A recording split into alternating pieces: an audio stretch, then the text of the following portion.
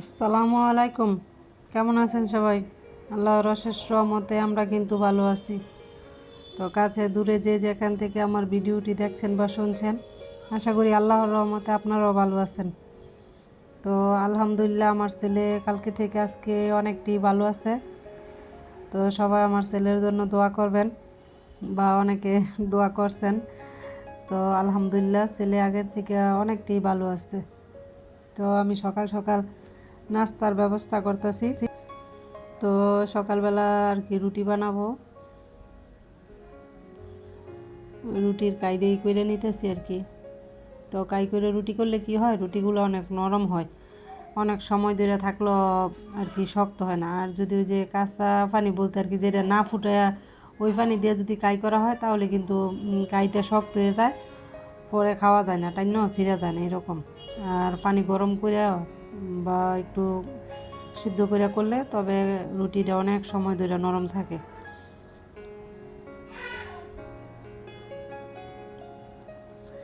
তো এই যে আমরা এরকম করে রুটি বানায় খাই।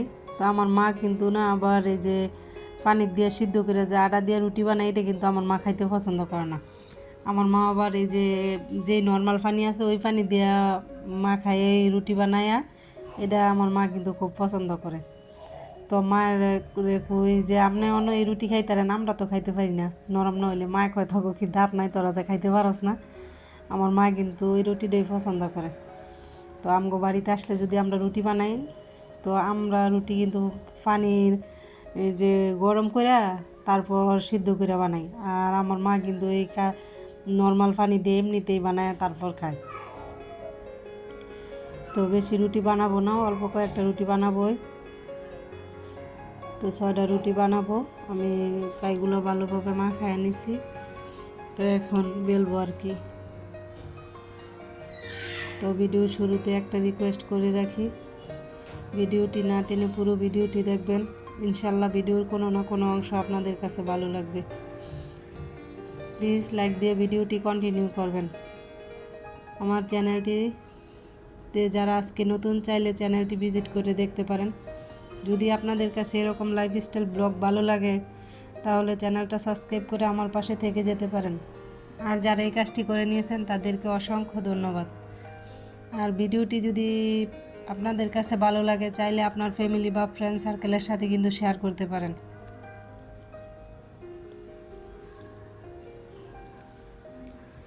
তো আমি কিন্তু রুটিগুলো বানিয়ে নিছি, এখন একটু সেঁকে নিব, তারপর নাস্তা করবো আর কি।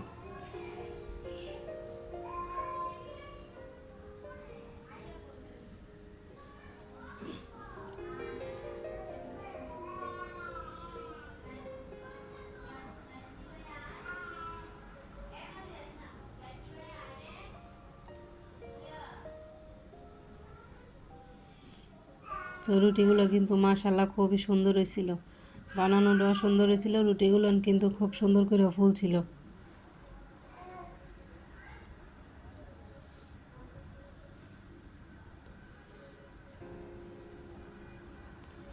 কাই করাটা যদি পারফেক্ট হয় তাহলে কিন্তু রুটিগুলো খুবই সুন্দর হয়।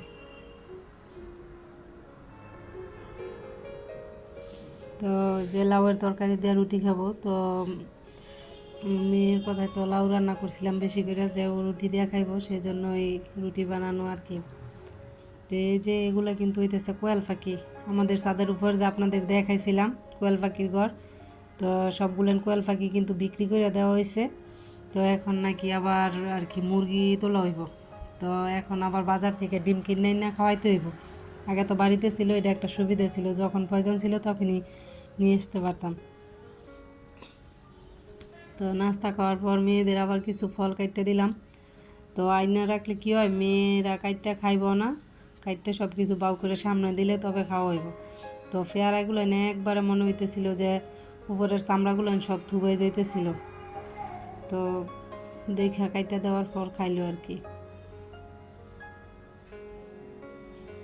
তো খাওয়ার পর আমি প্লেট বাটিগুলো আবার ধুয়ে রাখতেছি।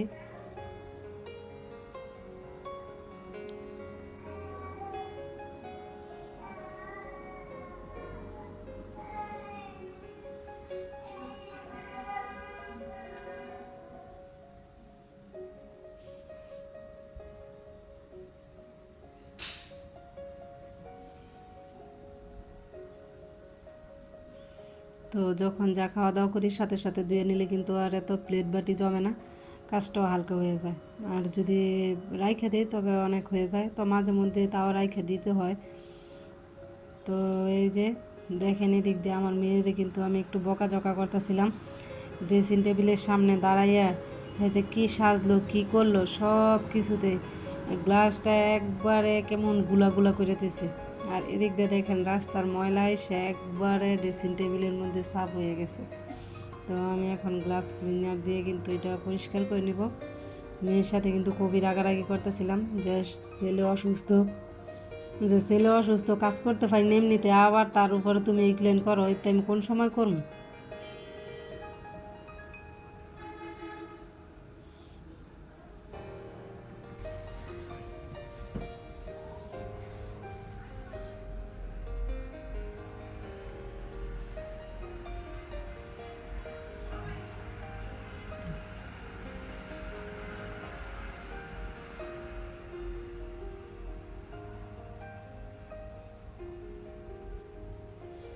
তো গ্লাসটা পরিষ্কার করে নেওয়ার পর ড্রেসিং টেবিলের সামনে যেই সাজুগুজু করার জিনিসপত্রগুলো ছিল, তো ওইগুলো একটু সরায় তারপর পরিষ্কার করে নিলাম আর কি।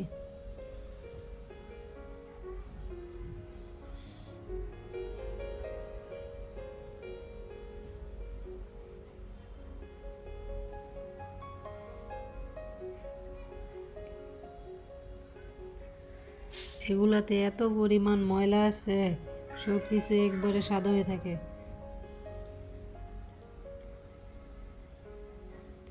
মাঝে মধ্যে মনে চায় যে এমন জায়গায় গিয়ে থাকি যে জায়গায় শুধু যে গাছপালা ক্ষেত খামার থাকবো, এত ধুলাবালি বা গাড়ির আওয়াজ তেমন কিছু থাকতো না, নিরিবিলি পরিবেশ থাকবো। কারণ গাড়ির আওয়াজ, গাড়ির হরেন শুনতে শুনতে কানটা মনে হয় যে একবারে ভূতাপত হয়ে গেছে, একদম ভাল লাগে না।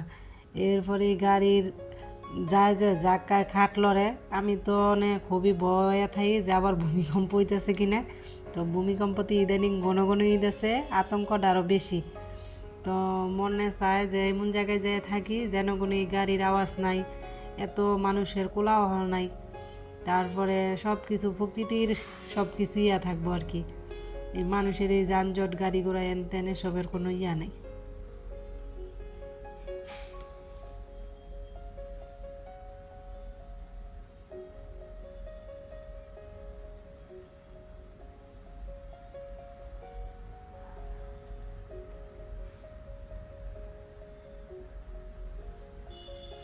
তো আমার এই ফার্নিচারগুলো কিন্তু অনেক বছর হয়ে গেছে, আলহামদুলিল্লাহ এখনও ভালো আছে।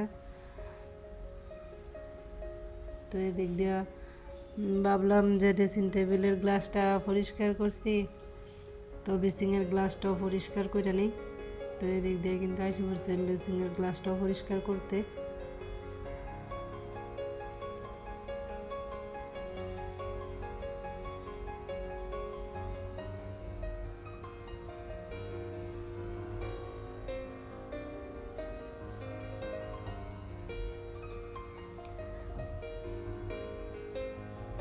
আর আমার ছোটো মেয়েটা কিন্তু আমার ছোটো মেয়েটা আমার সাথে সাথেই করতেছে, আর এত প্রশ্ন করতেছে, এত কিছু জিজ্ঞেস করে কি বলবো, বাপরে বাপ, হ্যার প্রশ্নের উত্তর দিতে দিতে কিন্তু আমি কাহিল। ও কিন্তু এখনও একবারে ছোট্ট বাচ্চাদের মতো কী যে করে, ছোটোই তারপরও মনে হয় যে একবারে ওই 2-3 বছরের বাচ্চারা মারে কি মনে এত কিছু জিগায়, এইটা সেইটা। তো হ্যাঁ যখন আমার কাছে থাকবো তখন কিন্তু একটার পর একটা হ্যাঁ প্রশ্ন আমার করতেই থাকবো, জিজ্ঞেস করতেই থাকবো। তো মাঝে মধ্যে এত ফাঁকনা ফাঁকনা কথা কয়, এর কথা শুনলে খুবই হাসি পায়।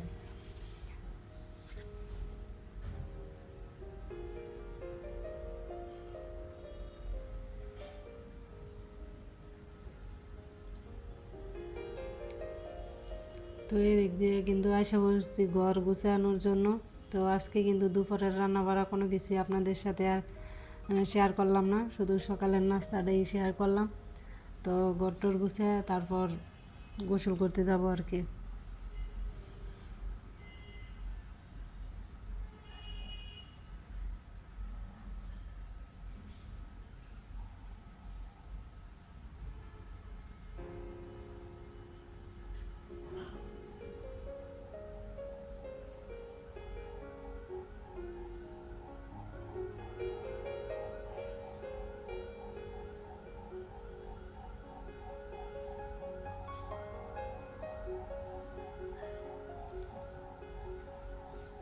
আমার বিছানাটা গুছানো হয়ে গেছে, বাইরে থেকে প্রচুর রোদ আসতেছিল করে।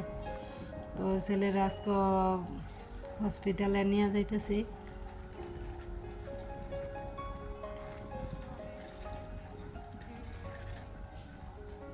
এই যে এইটা দেখতেছেন, এটা কিন্তু হচ্ছে আমাদের এলাকার একটা আর কি সরকারি প্রাইমারি স্কুল। তো আমার মেয়েরা এই স্কুলে পড়ে না, অবশ্য অন্য স্কুলে পড়ে। আর এদিক দিয়ে দেখেন মাটির যত রকমের জিনিসপত্র আছে, মাটির ব্যাংকেতে দইরা হরাপাতি হতে দইরা সব কিছু পাওয়া যায় এই জায়গায়।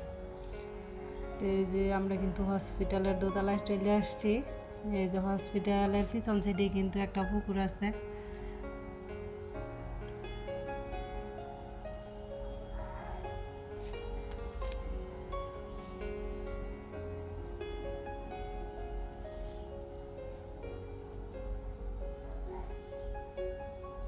এই যে হসপিটালের এই দিকটা একবারে খালি, কোনো লোকজন নাই। তো আমাদের কাজ শেষ, আমরা কিন্তু চলে যাইতেছি। আর এই যেন একটা ছবি দেখতে পাইতেছেন, এন কিন্তু আর কি হসপিটালের মালিক যিনি, উনি আর ওনার ছেলেরা সবাই আর কি একসাথে একটা ছবি দেওয়ালে লাগানো আছে। এই যে হসপিটালের নামটাও দেখাই দিলাম।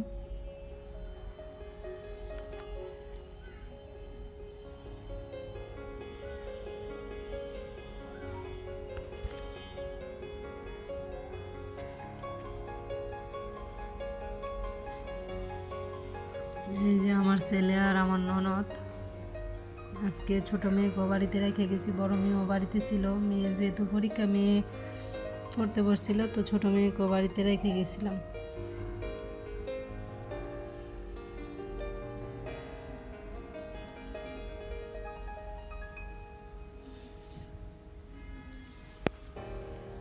তো সবাই ভালো থাকবেন, আমাদের জন্য দোয়া করবেন। পরবর্তীতে নতুন কোনো ব্লগে আপনাদের সাথে দেখা হবে। সে পর্যন্ত সবাই ভালো থাকবেন। আর হয়তো বা আমার কথাতে অনেক ভুল ত্রুটি থাকে, সবাই ক্ষমা সুন্দর দৃষ্টিতে দেখবেন। আল্লাহ হাফেজ।